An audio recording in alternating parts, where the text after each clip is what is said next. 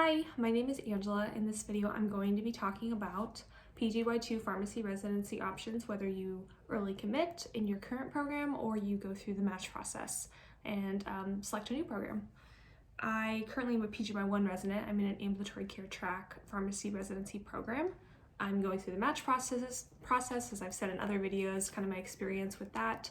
But I do know people who have early committed and I kind of understand a little bit of the differences. So I can just talk about my experience and my take, primarily focused on the match process since that's what I'm doing. But I had considered early committing, so I can kind of just talk about how that process went. So going through the match, I would say the pros have been networking. That's the first thing I thought of. I've met so many pharmacists in my, desired PGY2 or specialty field who are very committed and very excited and very open to giving advice. And so I've gotten to connect with them and network and have a good bank of people who I can reach out to if I have a question about. So across the country as well, since we're still in this virtual kind of COVID environment. And I think that the easiest way for me to connect with them is to save their emails, but also connect with them on LinkedIn, and you kind of grow your network in that way. But otherwise, the other applicants for those programs that I've met and I've gotten to interact with either in an interview or just an online session, the ones that I really felt that, again, would be a good connection to have for the future, since they're in my same specialty and my same desired field, I went ahead and sent them a LinkedIn friend request as well. The other thing, I kind of mentioned advice, but you can kind of get career advice through these interviews, through these experiences when you go through the match process. People are telling you kind of their take on residency, their take on careers, on board certification, and kind of by asking these questions of programs, you kind of start to hear just general advice that can be beneficial for your future career, regardless of if you go to that program or not. So I think you just have really open and honest conversations that are beneficial. And again, in the specialized area where you're at, for me, it would be ambulatory care because that's the type of PGY2 program I'm applying to. We talk about books, resources, organizations, different things, how to stay up to date. And it's just very helpful to hear from, again, these experts or these people that you are wanting to work with, and that's why you're applying to their program. It's helpful to hear that even before potentially going to their program. You're going to see a lot of different opportunities, and sometimes it's easy to think when you're in your current program, okay, that kind of structure must be what all programs are like for PGY2, but really it's so diverse across the board. There are certain standards that ASHP requires to residency programs, including PGY2 programs, but how the program executes that and what kind of teachers and what kind of learning experiences and what kind of electives is so diverse and so different. State practice laws vary, and also institution and how they integrate ambulatory care or whatever specialty you have into their service lines and their clinical areas. So it just is really neat to see all the different ways that pharmacy is practiced and medicine is practiced across the country, and different ambulatory care models, schools of pharmacy, schools of health. I mean, for me, I'm looking at programs with a teaching component. Maybe you find a new elective or a new opportunity that you didn't really know about, but you can see really benefiting your career. You gotta just open your eyes to all the different opportunities that are out there, kind of broaden your perspective before you make the best choice that's for you. You kind of get to see a lot more options.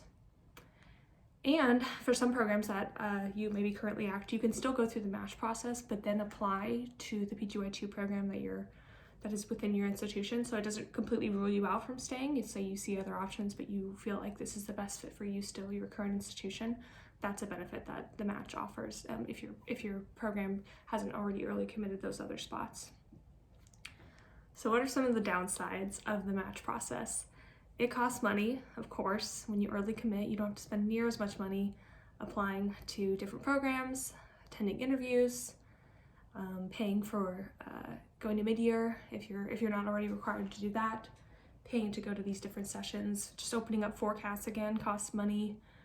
For me, I still have an interview left to go, but I have had all my interviews virtually except one. And that's just because of the COVID environment being different, shifting. Some people have preferences, some people don't. But that's one of the downsides, is that it's going to cost you more money to go through the match process.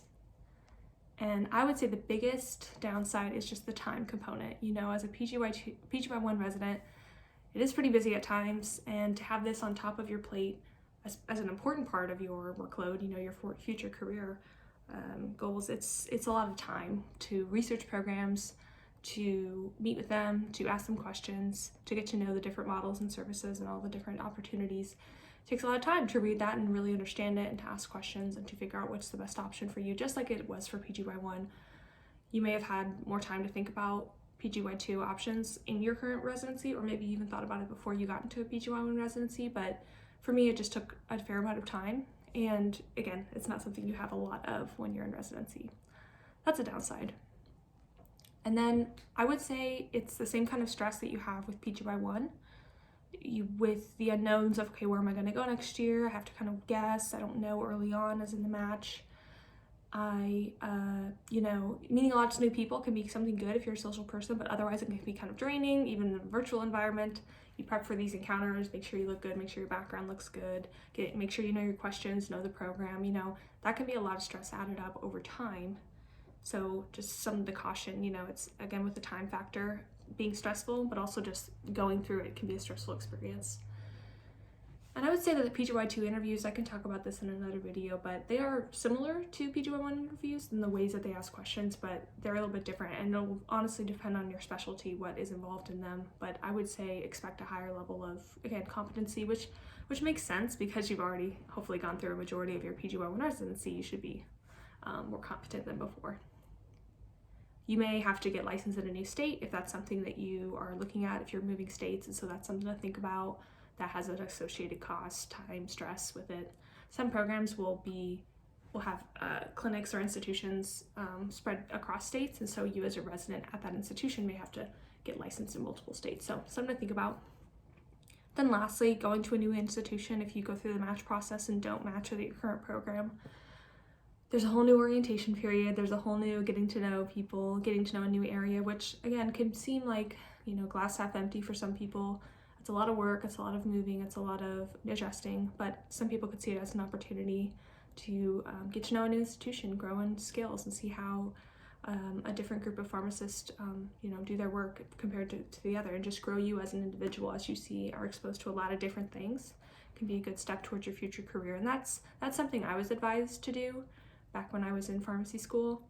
And now being a resident, I agree that it could maybe be more of a glass half full side of things, because I do want to be a well-rounded clinician, and seeing a whole new area and getting exposed to a whole new environment, while stretches my adaptability skills, can also just be a great learning opportunity. And again, this is the time in residency to try to build as many skills as you can within reason, so that when you get out of practice, you're fully equipped to handle whatever's there. For me, going through the match was the right decision for me personally and professionally. My program is so supportive of me going through the match process. It's great and very helpful, so that's also great that programs are good with that and supportive.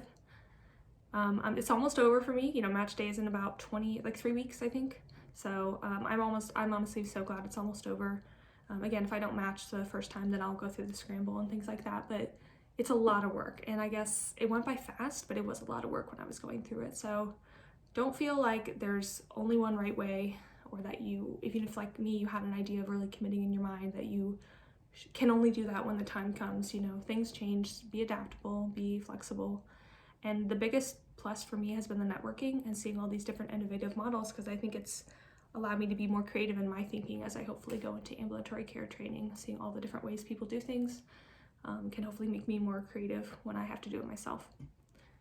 I hope this was helpful. I know I didn't give a ton of information on the early commit process, but that's mainly because I didn't go through it. I've mainly talked about the match, but if you have questions, please put them in the comments below. Like the video if you liked it, and share it with others who could learn more about this topic. Otherwise, I'll see you guys next time.